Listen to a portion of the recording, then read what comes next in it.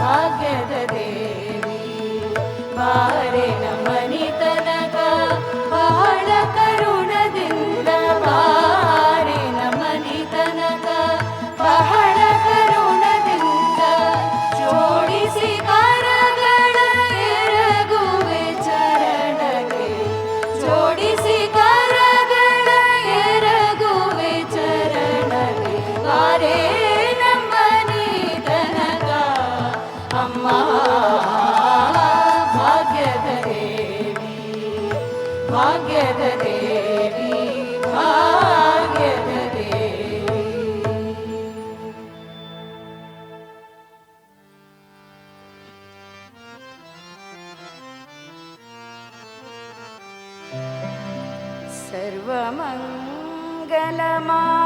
सर्वमङ्गलमाङ्गल्ये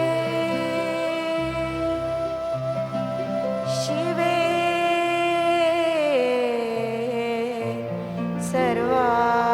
सर्वार्थ साधिके शरण्ये त्र्यम्बके गौरी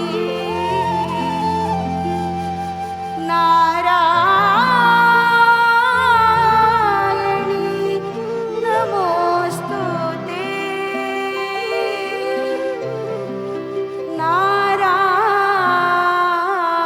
नारायणी नमोस्तुते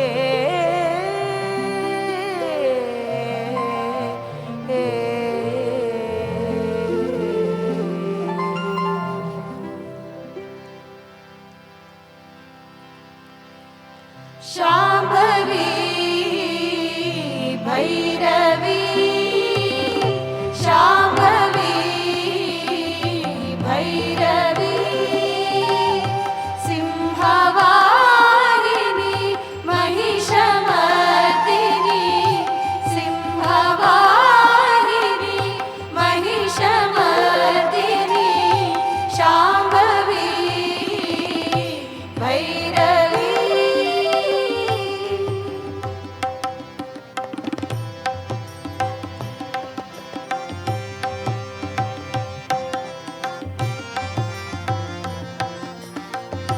सांब शंकर हृदय निवासिनी सामगान प्रेम स्वरूपिणी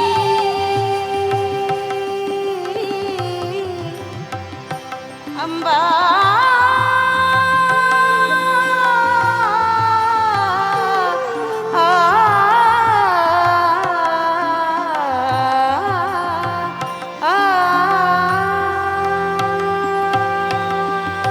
सांब शंकर हृदय निवासिनी सामगान प्रेम स्वरूपिणी सकल कला शास्त्र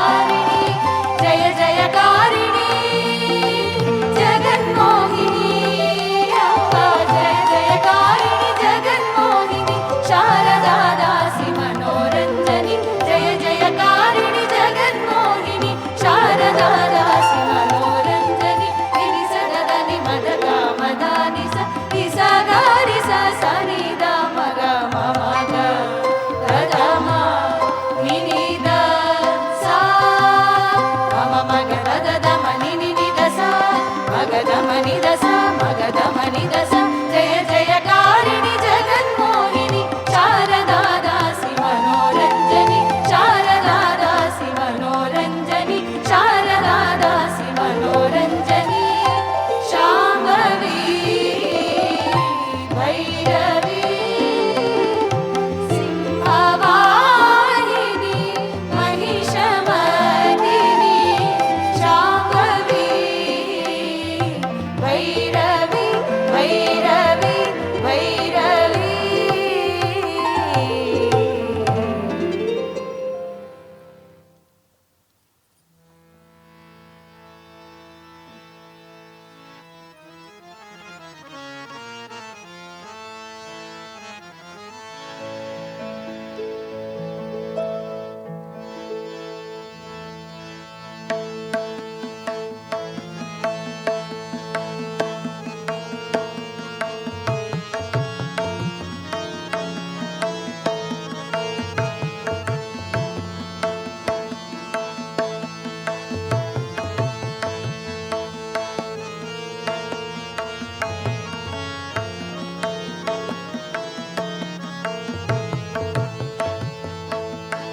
दातो न माता न बन्धुर्न दाता न पुत्रो न पुत्री न भृत्यो न भर्ता न जाया न विद्या न वृत्तिर्ममैव गतिस्त्वं त्वमेका भवानी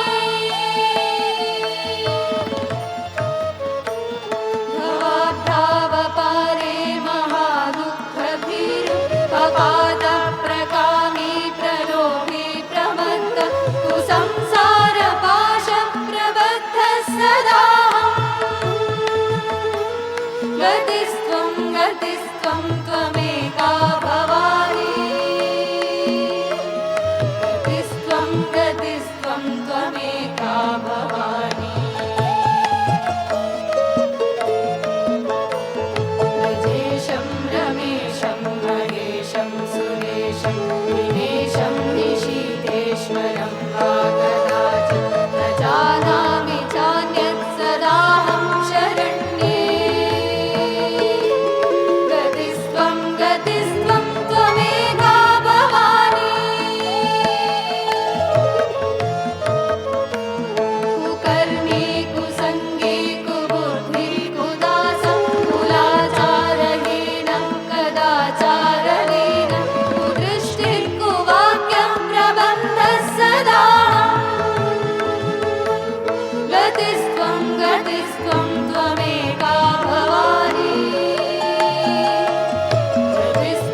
गतिस्त्वं त्वमेका भवानी न जानामि दानं न च ध्यानयोगं न जानामि तन्त्रं न च स्तोत्रमन्त्रं न जानामि पूजां न च न्यासयोगम् गतिस्त्वं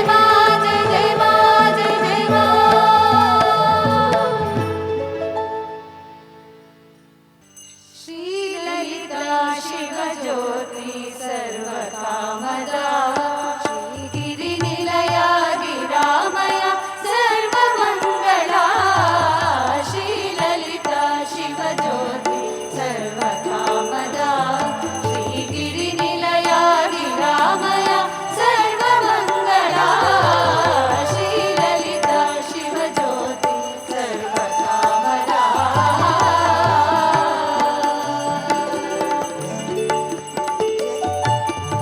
జగముల చిరునగముల పరిపాలించే జననీ అనయమువము కనికరమున కాపాడే జననీ జగముల చిరునగముల పరిపాలించే జననీ అనయమువము కనికరమున కాపాడే జననీ మనసే నీవసమై స్మరణే జీవనమై మనసే నీవసమై స్మరణే జీవనమై ఆయని వరమీయవే Parameshwari మంగళనాయకి Sri Lalitha Shivajyothi సర్వకామదా Srigiri నిలయా గిరామయ సర్వమంగళా Sri Lalitha Shivajyothi సర్వకామదా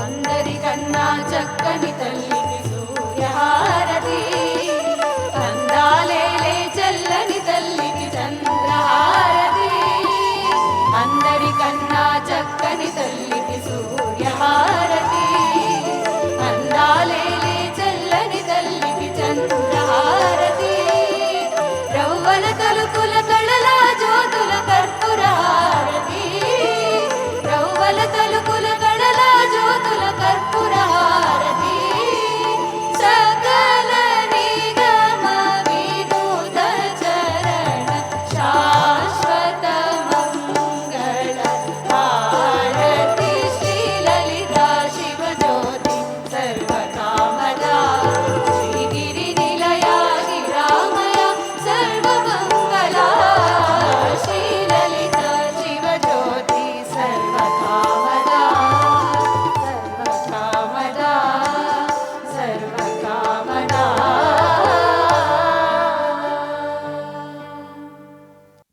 Om Shri Sai Ram. Offering our collective prayers at the lotus feet of our most beloved Bhagwan, respected elders, brothers and sisters, everyone watching us live from around the world, Sai Ram, and a very good morning, a very holy and a happy and an auspicious Gauri Puja day today.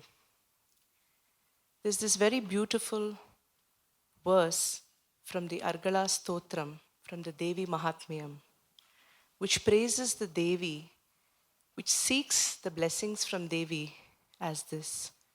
It says, Videhi dvishitam nasham, Videhi balamuchakaihi, Rupam dehi, Jayam dehi, Yasho dehi, Dvisho jahi.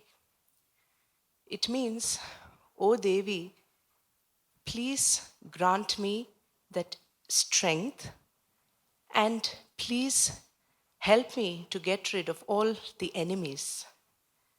Give me beauty, give me victory, and please help me to get rid of all the enemies. And if we go to the deeper meaning of this verse, it's very beautiful because the meaning actually is, O Devi, please give me the inner strength. Please give me the inner beauty. Please give me the inner victory. Please help me get rid of all my inner enemies so that ultimately I may be able to get rid of everything which is in me, which is not divine, so that ultimately you will manifest as me. Swami has often said, God is not in us, God is as us. And today we seek His blessings so that on this path, which we have all started taking baby steps, where we are trying to unravel our true selves, may that Goddess be with us and grant us that ultimate realization. This morning, we now request Shri B.N. Narsimurthy to address all of us. Sai Ram. Om Shri Sai Ram. I offer my loving pranams at the lotus feet of Sadguru Shri Madhusudan Sai, and also at the lotus feet of Shri Gauri Mata. Very dear brothers and sisters from Satya Sai Grama and from all over the world who have been fortunate witnesses to this program, and very dear students, boys and girls. Niels Bohr, considered to be one of the founding fathers of quantum mechanics, once said, if you are not shocked by quantum mechanics, you have not understood it. I would like to modify this to talk about the glory of the diversity of Hinduism. If you are not shocked by the diversity in Hinduism, you have not understood it. What a glorious diversity we find in the philosophies and practices of Hinduism. It's really shocking. Once, when Swami returned from his only overseas trip in his physical form, in July 1963 to Mumbai, Swami arrived, and he was received with great grand fanfare, and he was offered a reception by the enlightened citizens of Mumbai. Many of them were very well-known intellectuals and also scientists who gathered for that function. And a few questions were asked to Swami. After Swami gave his discourse, he fielded a few questions from the intellectuals and also the scientists. One question was asked to Swami among many. Swami, in other religions, there is generally only one God who is worshipped. Whether with form or without form, there is only one God who is worshipped. In Hinduism, they say that 3 crores of gods and goddesses are worshipped. How do you explain it? That's what was the question was. Swami very cryptically said, other religions are like shops where only one commodity is sold. Maybe it's a textile shop, only clothes are sold. Or it is a shoe shop, only shoes or sandals are sold. And if it is a medicine shop, only medicines are sold. But Hinduism is like a super bazaar. It is like a mall. Everything is available in the super bazaar. Whatever is needed for human needs, human welfare, human cravings, everything is available, Swami said. Therefore, we look at the diversity in Hinduism caters to the diverse cravings, emotions, needs of human hearts. For example, if you take the philosophies themselves, on one side is the grand, sublime Advaita Siddhanta. On the other side, we find the worship, very colorful worship, very, very attractive worship of many gods and goddesses on the other side. And especially if you take the scriptures of Hinduism, I'm not talking about the scriptures of Sanatana Dharma. I don't want to differentiate between Sanatana Dharma and Hinduism or why it is different. This is not the time to talk about it. If you take all the philosophies that were born in India and today, they are all encompassed by Hinduism. And take especially the scriptures, on one side we find the Ashtavakra Gita, which we have been very fortunate to be taught by Swami himself. Some of us, we are very, very fortunate. On the other side, you find the epics and mythologies, the Puranas, Itihasas and Puranas, which are on the other extreme. We remember Parshurama destroying all belief in any other kind of philosophy. We find him on one side. On the other side, we find the Puranas and the mythologies. The Puranas, Itihasas, wherein definitely there are more than 3 crore gods. It is said Mukkoti Devatalu, but definitely there are more than 3 crore gods and goddesses in the Puranas. We find that. And in between we find a great synthesizer, the master synthesizer, Bhagavan Sri Krishna, teaching the Bhagavad Gita, which is absolutely a moderation of Ashtavakra Gita on one side and the Itihasas on the other side. And he himself being, see, all of them, Ashtavakra himself, the most beautiful philosophy was spoken by one of the ugliest men ever born in the world. It shows actually, it adds to the diversity in Hinduism. And who composed Ashtavakra Gita? It should be definitely a sage or a seer who is rooted in the oneness of all existence, who has excelled himself in the experience of the Advaita. Only he could have written it. And who composed or who taught Bhagavad Gita? Bhagavan Sri Krishna himself taught. He was always established in the highest state of Brahman. And who composed the Puranas and the Itihasas? The great sage Vedavyasa. He himself definitely was an embodiment of the experience of Vedanta. See, all of them experienced the same state.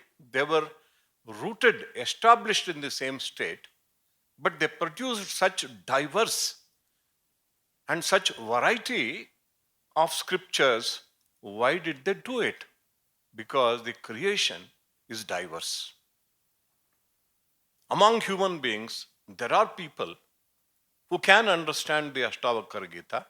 There are many people who cannot understand, not only understand, they will be confused and disoriented. If unworthy people listen to Ashtavakra Gita, definitely they will be disoriented also. But why did they compose Puranas and epics? See, here we find the mercy and compassion of those great seers and sages and the divine incarnation, Bhagavan Sri Krishna himself. They wanted to democratize, in a way, the highest philosophy of Advaita and the highest philosophy of oneness of man and God. And they wanted to take this message to the most ignorant people in the society. Therefore, the Puranas, the Itihasas contain such very, very interesting stories also.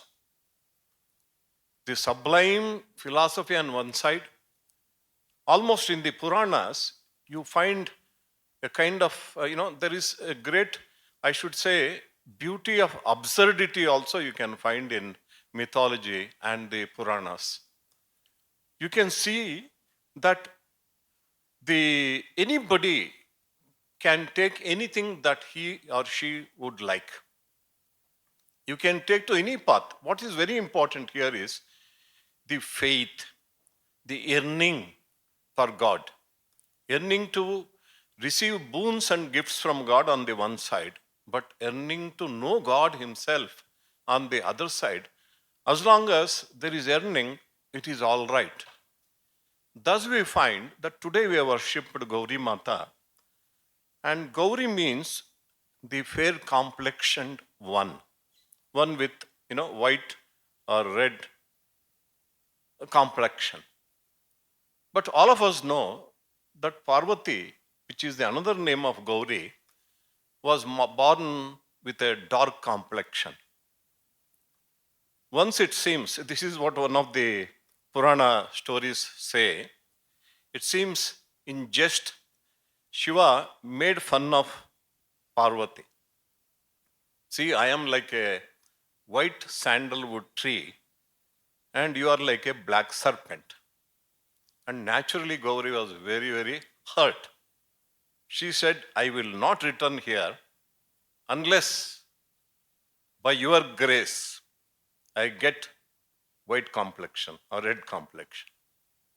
And it seems she resorted to very hard and long penance, at the end of which Brahma appeared and blessed her with the complexion that she wanted. Then she returned to Shiva, it is said. And today is Bhadrapada Shukla Trutiya. This is also celebrated all over India, but most popularly in Rajasthan as Gauri Mela and in Karnataka as Gauri Habba. Among all the states, these two states have very attractive rituals, very attractive practices concerned with the Gauri Puja.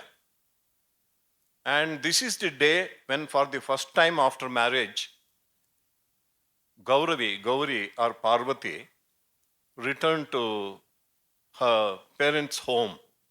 It seems many, many years passed, and Gauri's mother, Parvati's mother, was so aggrieved. One day she insisted and requested her husband, Parvata Maharaja, you should somehow go to Shiva and somehow get Parvati today. And in Kannada folklore, there are very interesting dialogues in the form of poetry, but this is neither the time nor the occasion to go into it. It has got great literary beauty.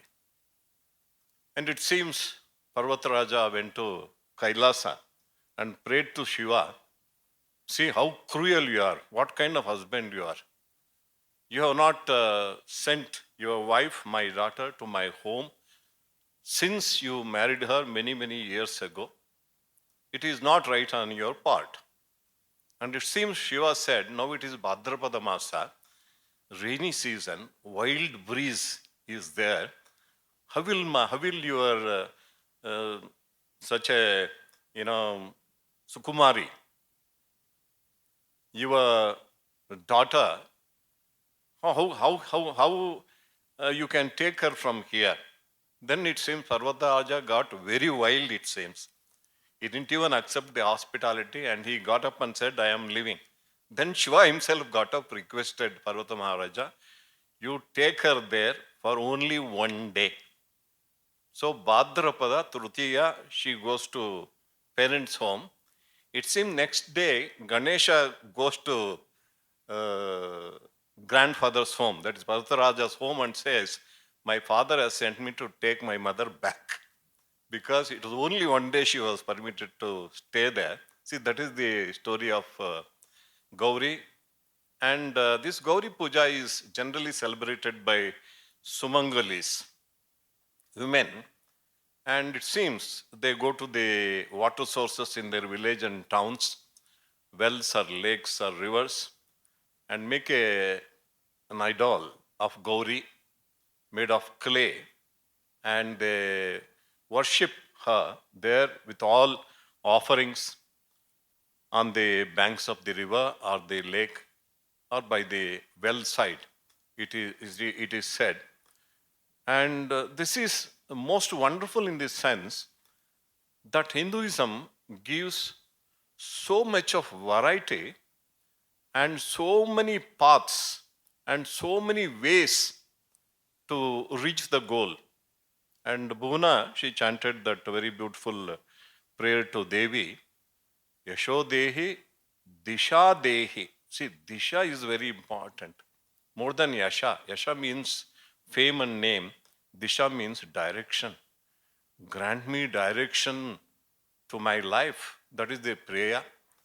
And we pray to her that give us the direction like an arrow shot from a bow, so that we have only one direction that is to reach the Brahman. And Swami, with great compassion over the last 3-4 months, has been teaching us the highest essence of the highest philosophy of Sanatana Dharma, the Advaita. And on hearing to the talks of many of our boys and girls every evening here, I am really amazed. In fact, shocked. Why I am shocked is, never ever it happened. Even in Swami's presence, whether it was Prashant Nilayam or Anantapur or Vrindavan, nowhere it has happened. Nobody ever quoted 1 or 2 or 3 shlokas from Upanishad earlier, any of our students. Forgive, but now apart from quoting, see, each of them has not only done the Shravana, heard, 100% they have done Manana. They have thought over it. They have thought over it and they are expressing their own feelings. And the lessons that they learned is absolutely thrilling for a person like me who has spent all my life in educating children and young people under the guidance of Swami. We really feel a sense of fulfillment, offering our grateful pranams at the lot of Sadguru Sri Madhusudan Sai. In my life, I had the great fortune of being a close devotee or a disciple of Bhagavan Sri Satya Sai Baba. Now I am a disciple of Sadguru Sri Madhusudan Sai. But very honestly, I want to confess, in the last 3-4 months, the kind of spiritual experiences that Swami has granted me, it never happened in the last 60 years of life as a spiritual aspirant. It is surely and surely it is Swami's grace in the form of Sadguru Sri Madhusudan Sai. The sublime teachings, the wonderful exhortations, that is very, very important. I remember one evening during those Master the Mind discourses, there were young boys and girls sitting here. And Swami said, see, what a glorious opportunity I have got to get out of the cycle of samsara. And even when the highest teaching is given to you, and if you do not practice and attain the goal, you will be condemned to born in many hundreds of wombs of many, many mothers. And he told them, and he looked at me and said, Inkem cheppedi veeluku. What else I can tell them? Swami said, so much of compassion, so much of wisdom, and so much of exhortation to everyone. And Swami expects, and also he has exhorted us, that Satyasai Grama should become a place wherein anybody who lives here should be able to experience the Brahman. Not only just experience the Brahman once in a way, but get established in Brahman, so that Satyasai Grama becomes really the Vidya Nagari, the Paravidya Nagari, the Atma Vidya Nagari, the Brahma Vidya Nagari, and becomes a beacon of light for everyone who is looking for spiritual emancipation and spiritual light. With these words, I conclude and pray to Sadguru Sri Matsudan Sai to grant us his message on this most auspicious day dedicated to Sri Mata Gauri. Thank you, Sai Ram. It is said in our scriptures, Yatra Naryastu Pujyante, Ramante Tatra Devata. Yatra Etastu na Pujyante, Sarvatra Apalaha Karma. Where women are worshipped, that's where all the gods reside. And when women are not worshipped, all the activities meet with ruin. They do not meet with success. The culture of India has always seen women as the very embodiment of the mother goddess, objectifying women and looking at them as the inferior race is the unfortunate gift of the modern thinking, but our most ancient thinking always considered women as the very embodiment of Shakti. Yadevi Sarvabhuteshu Shakti Rupena Samstita. That same mother goddess who resides in all as the Shakti Rupa, not just in the women, men also. The Shakti is aspect of every being, is the divinity of the mother goddess, the feminine energy, the Shakti energy, is how our scriptures have celebrated the idea of feminine energy. As we all know by now from all the Upanishadic studies, that it was earlier Brahman was all by himself and there was no one else. Then he thought, and the moment he thought, he was called Ishvara.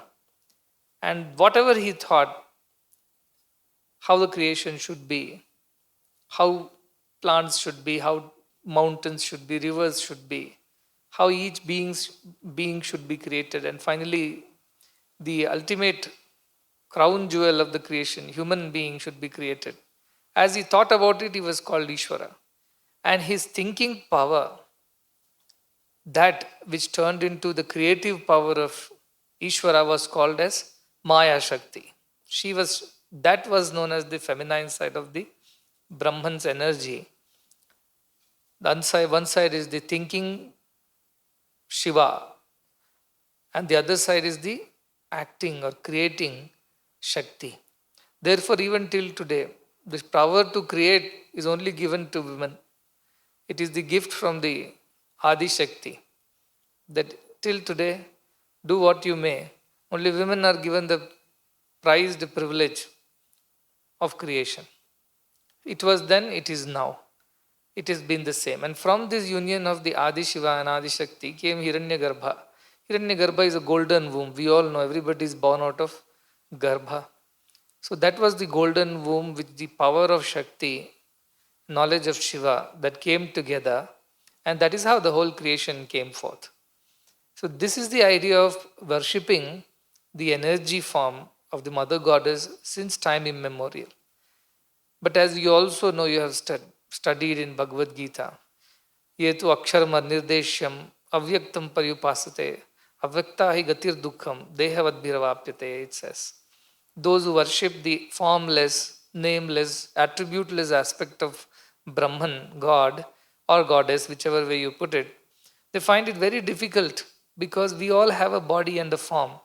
So we are unable to relate to something which has no form, no name, no body, no attributes. It's very difficult for the limited mind to understand.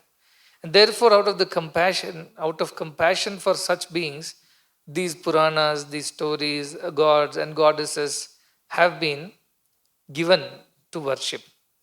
But what do we do when we look at them and we worship them?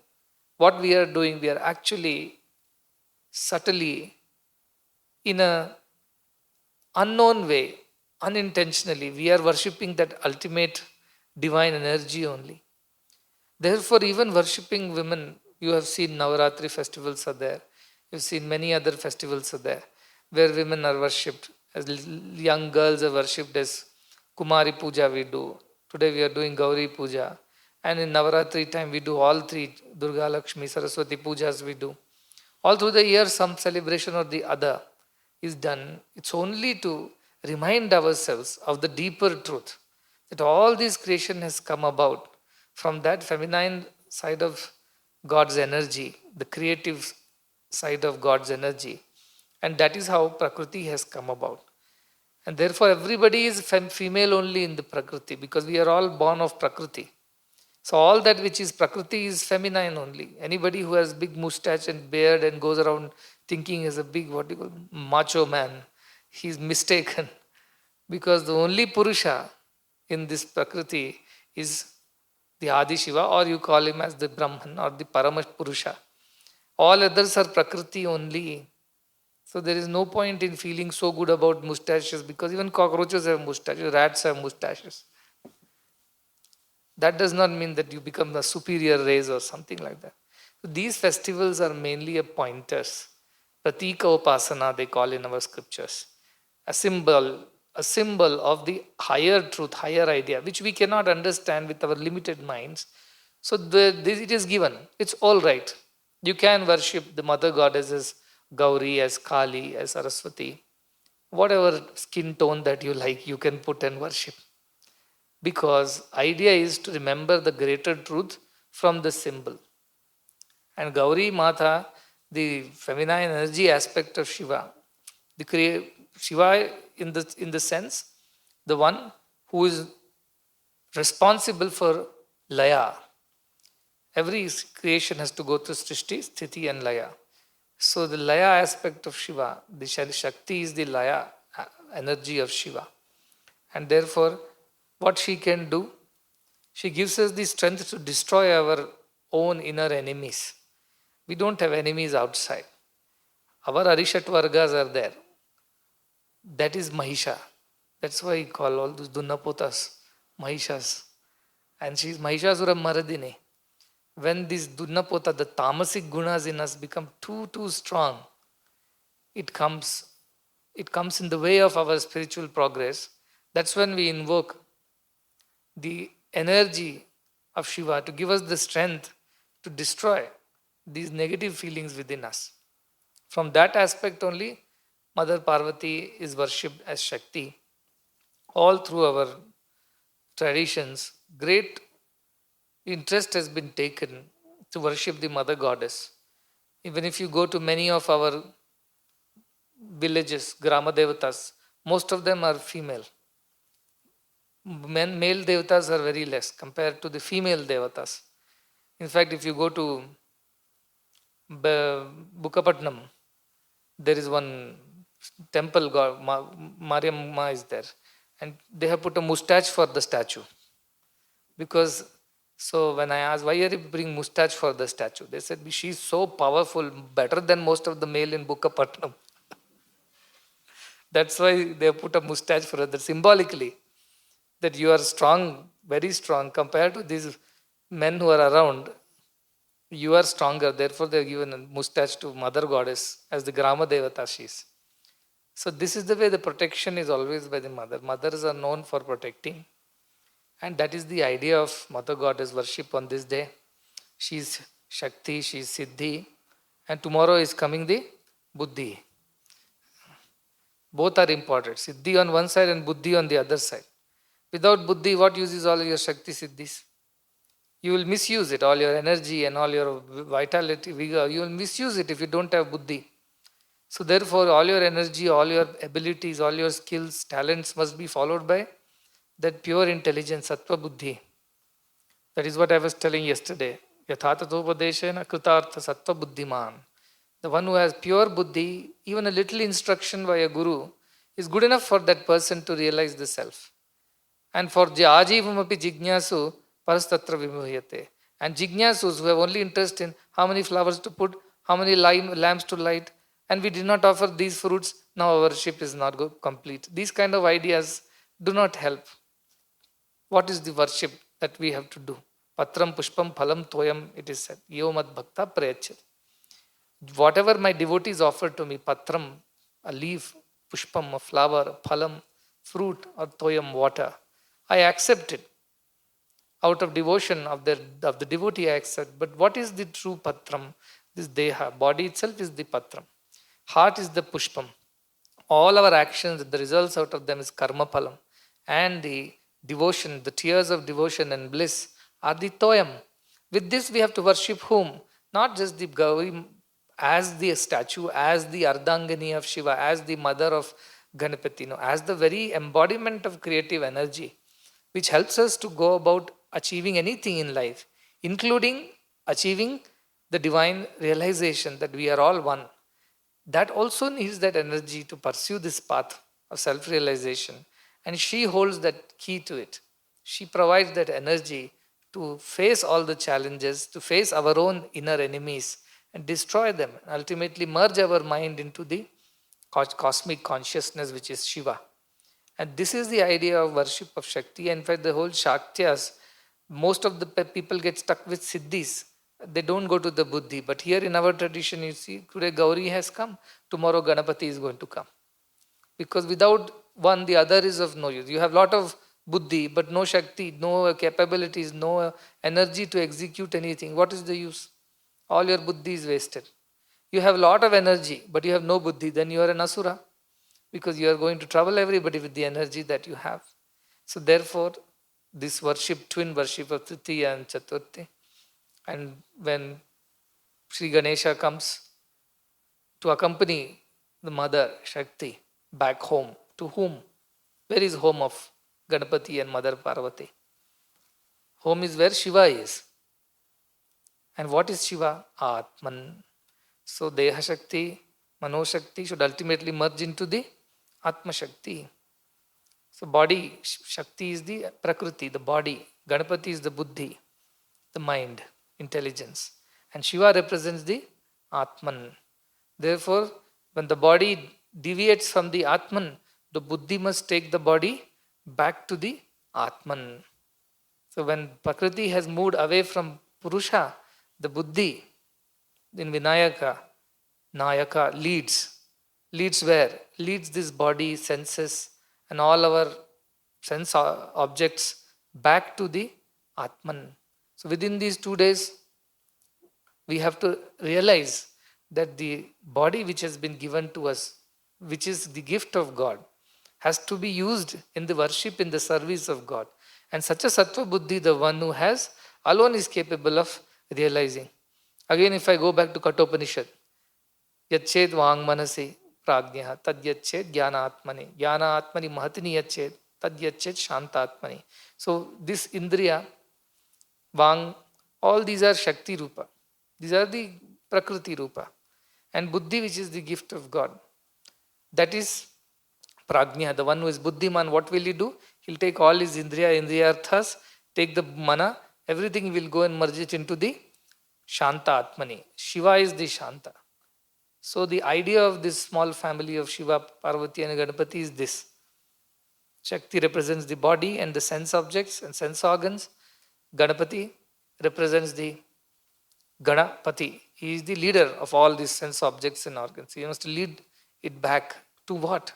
To Shiva, to the Purusha, to the Atman. That is the idea of these worships. So it is nice. Most of the people, how does it matter? As long as we get to eat prasadam at the end of the day, who is being worshipped, whose marriage, who cares? We get to eat our dinner, lunch. That's not the attitude. You should understand there's a deeper significance behind everything that is there. From the abode of Lord, from the Purusha, from the Paramatma, this Jivatma has come. That is what is visiting the home. Shakti visiting the home of her parents, Jada, Chaitanya. This has come to the Jada, to the home of the physical. But that is not my true home. Shakti knows she must go back. And Buddhi must lead her back to the ultimate home, which is the home of Shiva, which is where she belongs. Everything belongs there. We all are visitors. Some people ask me, how do we define this birth and death? I said, just define them as visit. This is your temporary address. Don't think this is your permanent address. That is the biggest mistake we make. This is temporary address. You are visitors on earth. You have just come here. Suppose you visit somebody's home. Are you going to settle down there forever? You are not going to settle down. 2, 3, 4 days, a week, and then you go back. You go on a holiday. You go visit some nice place, nice holiday vacation spot, and then do what? After having had your picnic and fun, you must go back to your home. Consider this earth like that only. It is only a visiting place. You come here, visit, do what is required, and go back. Never forget that our home is not here. Our home is that Kailasa. Kailasa is the abode of Shiva, which is Atman. Our home is not in this body. Our buddhi should always remember this. Smaranityam anityatam. Discriminate at all times what is real, what is unreal. This home, what we think is home, having come to this earth, this is not our real home. This body is not our real destination. We must go back to the Atman. That is the idea of all these rituals and worships.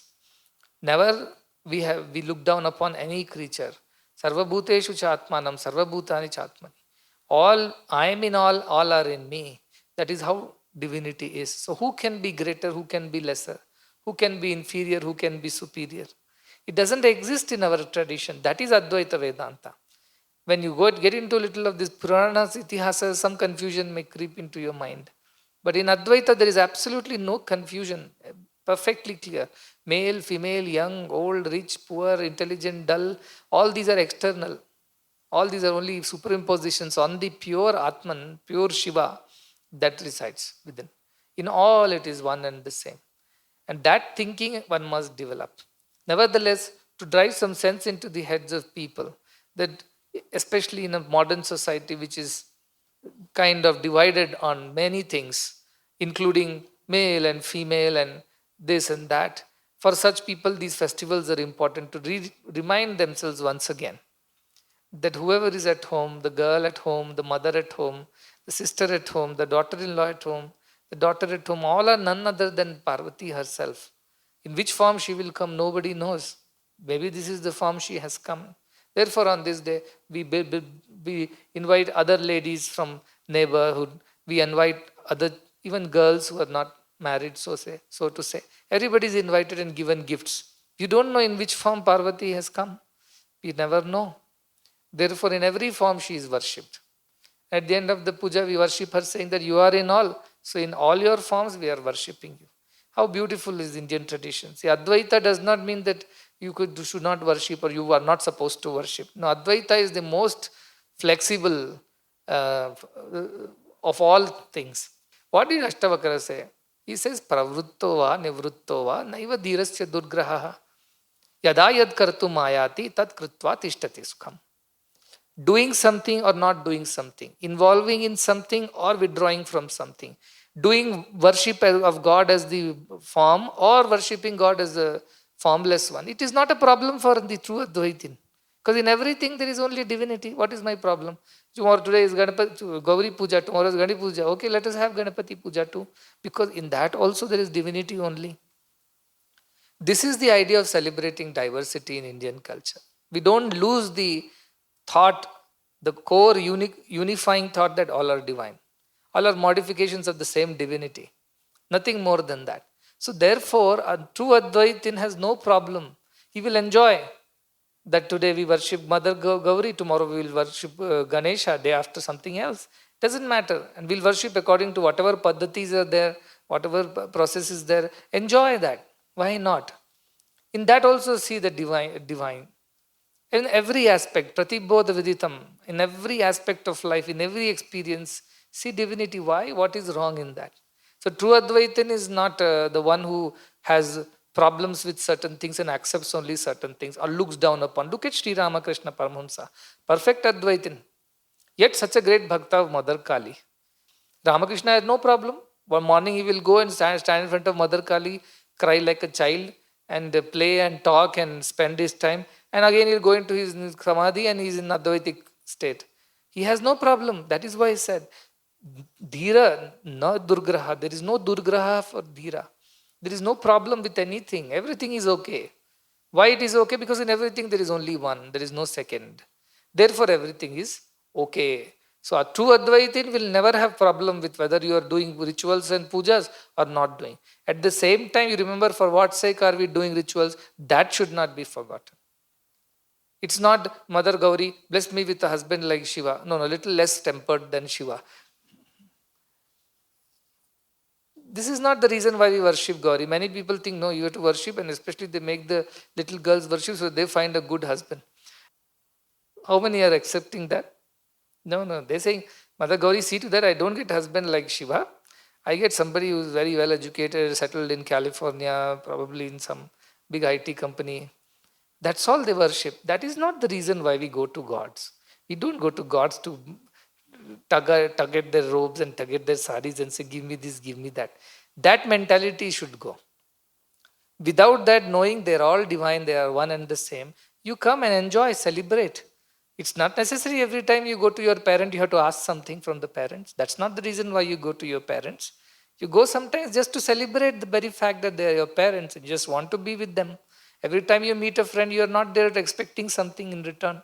Sometimes you just go because it's a beautiful relationship you have with them. Likewise, when we come to gods and goddesses, there is no need to go there with a begging bowl. You just go there empty handed, come back empty handed. Enjoy the presence, enjoy the relationship that God and man has. That beautiful relationship. Consider him father, mata, pita, guru, sakha, bandhu, whatever. Enjoy that relationship if you must. Otherwise, think of everything as one and enjoy that too. So, this pravritti and nivritti is not a problem for a true Advaitin. Only this half Advaitin, this, as I say, half knowledge is dangerous. And dual mind, those people suffer. Otherwise, there is no problem. In fact, I always like one devotee wrote to me, Swami, I got a baby boy. I said, you should be happy. Generally, people ask for boys. I said, no, Swami, I wanted a girl. Why? What happened? These boys we cannot decorate. For girls, we can buy nice clothes and jewelry and decorate them. I wanted to do all this. Now this fellow is born, same pant, same shirt every day. So look at the way people can think.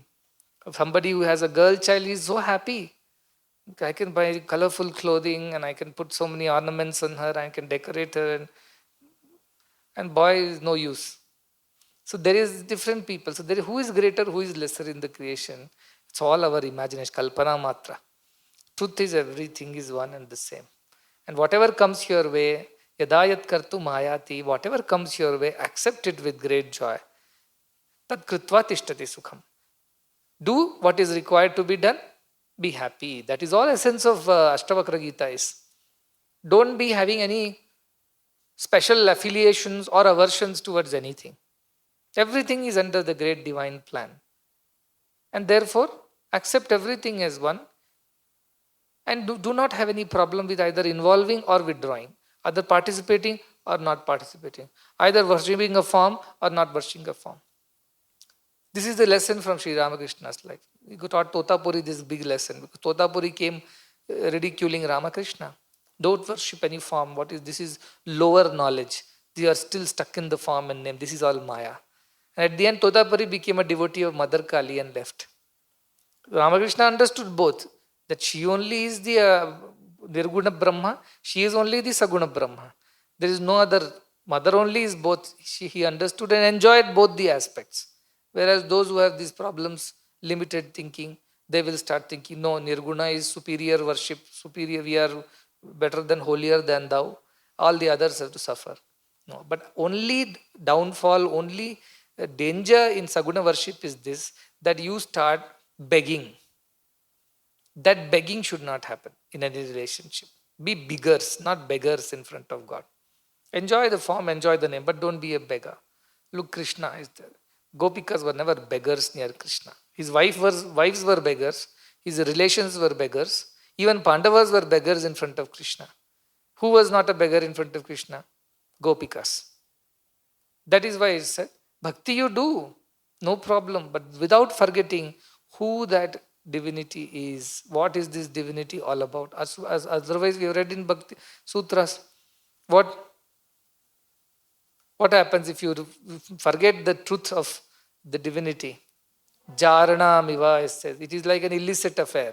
You came to Krishna as Paramatma, Parabrahma, and then ended up in only loving the form and the name and forgetting the truth of his existence. That should not happen. So if you be like that, tasmit tajjane na bheda abhavat. Then you and the devotee and the divine become one. There is no difference between the two. Like Uddhava becomes like Krishna. They're so similar. Or Bharata becomes like Rama. Like that, you will become one with that divinity.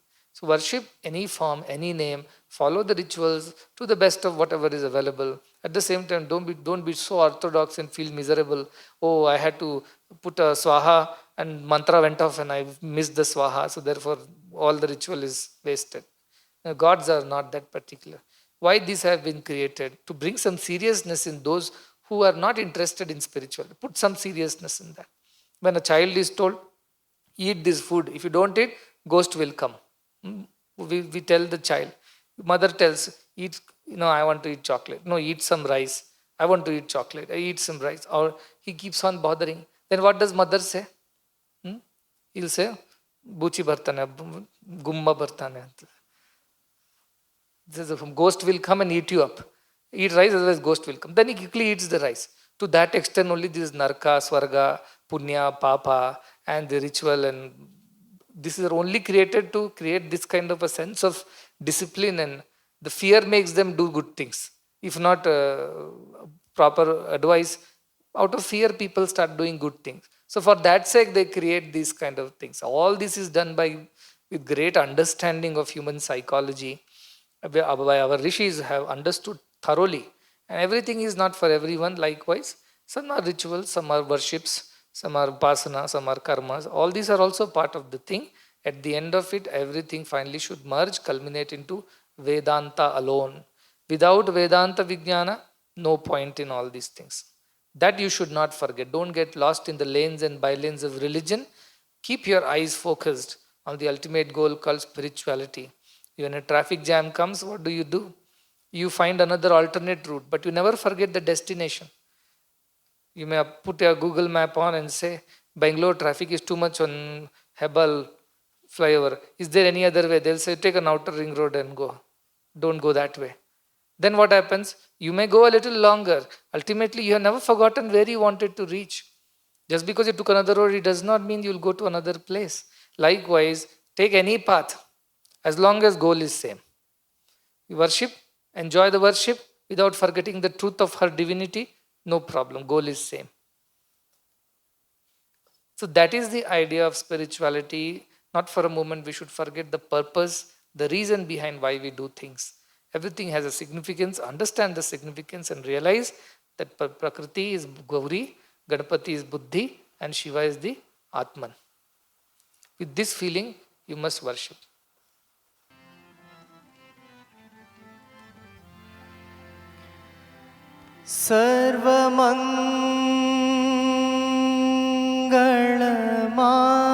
सर्वमङ्गलमाङ्गल्ये शिवे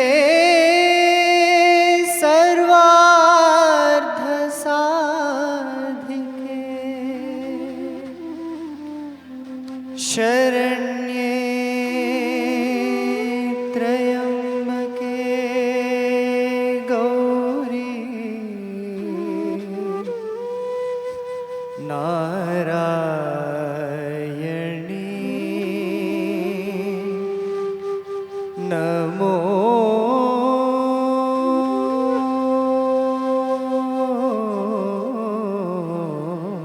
नमोस्तुते।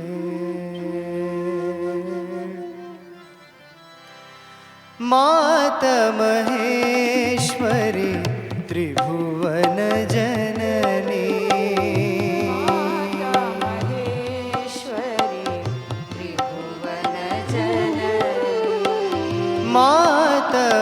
मातमहेश्वरी त्रिभुवन जननी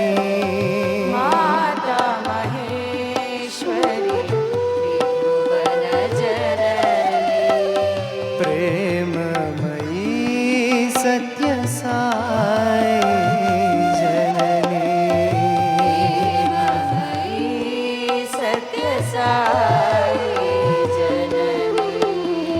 प्रेममयी सत्यसाई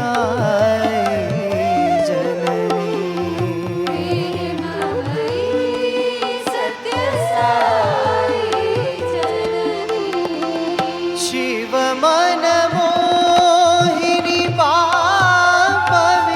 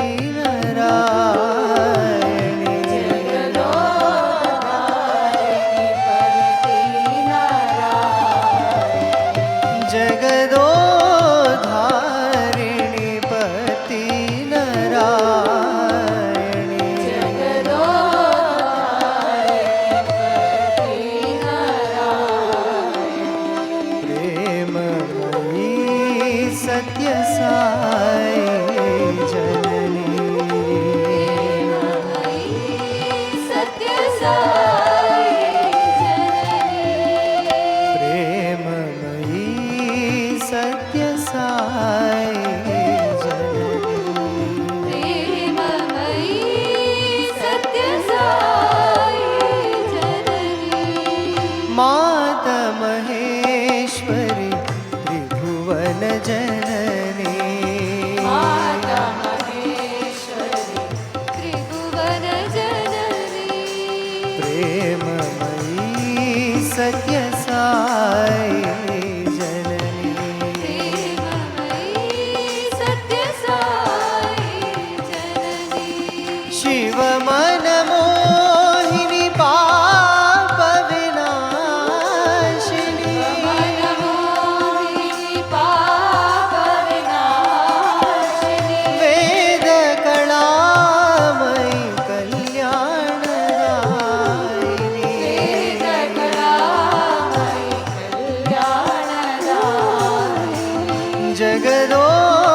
जगदोधारिणि पति नारायणी जगदोदायिनि पतिनारायणि प्रेममयी सत्य साई जननी प्रेममयि सत्य साई जननी प्रेममयी सत्य साई जननी प्रेममयि सत्य साई जननी मात महेश्वरी त्रिभुवन जननी